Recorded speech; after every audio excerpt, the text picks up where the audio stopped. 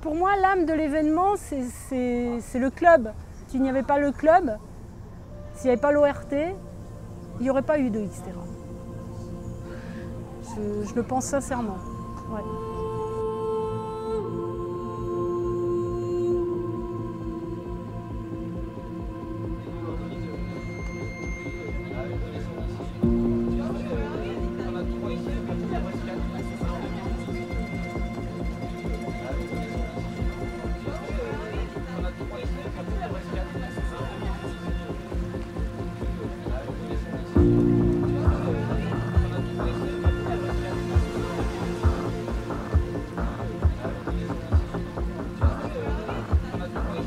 Le Xterra, ce n'est pas qu'un événement sportif, puisqu'on voit qu'il y a une fourmilière qui s'active. Plus l'événement approche, plus la fourmilière s'active.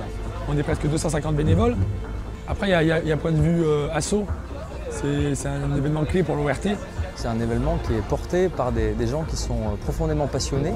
C'est une organisation qui est particulièrement bien aboutie. Alors après, l'ORT est très bien rodé, donc le jour J, on est très bon. Par contre, en investissement, on est 2 à 3 sur toute l'année à anticiper ça. Je peux vous dire que quand on prend un peu de recul, maintenant, on se rend compte que voilà, organiser une course, c'est quand même pas rien. Et je révise un petit peu ma copie sur certaines observations que j'ai pu faire en tant que coureur et je prends un peu de recul et d'humilité aussi au regard de tout ça, quoi. Et ben, ça demande beaucoup d'heures en plus de notre boulot. Donc c'est le soir, c'est le week-end, c'est beaucoup d'heures de nettoyage de sentiers.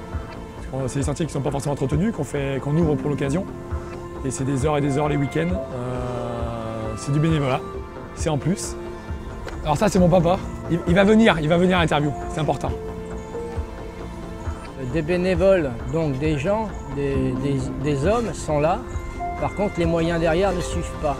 Et ces moyens, on en a besoin pour simplement faire vivre la Réunion, faire vivre cet esprit et faire connaître la Réunion à travers autre chose que le rougail saucisse ou le curry.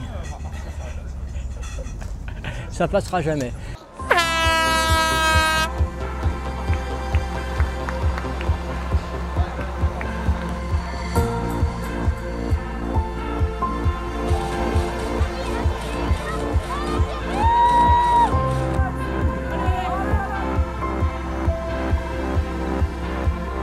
Le parcours est superbe, on a une chance magnifique, l'organisation. Nager dans ce lagon, un petit parcours en M, on peut regarder les coraux pendant qu'on nage, c'est superbe.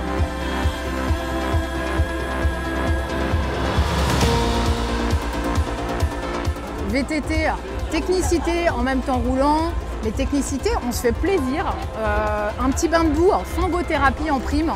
Donc ça, c'est super. Ce que me disaient des amis qui s'y connaissent un peu mieux, c'est que par rapport au Xterra ailleurs dans le monde, il y a beaucoup plus de dénivelé ici, c'est beaucoup plus technique, à la fois en vélo et en trail.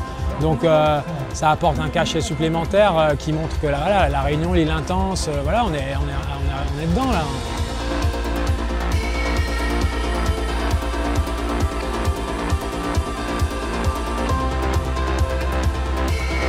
C'est le seul à l'image de la Réunion. La Réunion est nature, la Réunion est intense. C'est 3 disciplines enchaînées pendant 2h15 pour le meilleur, pendant 5 heures pour le moins bon. C'est un petit condensé de la Réunion avec mer, montagne, lagon et savane.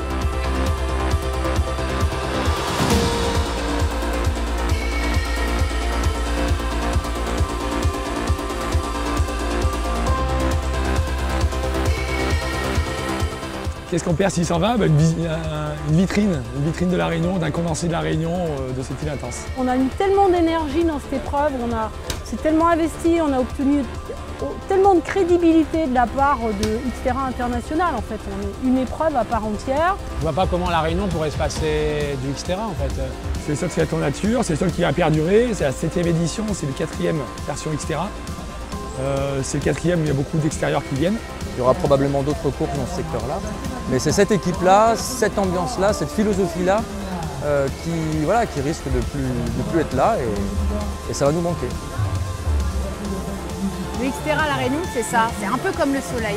On l'attend, il est là et il va revenir même l'année prochaine.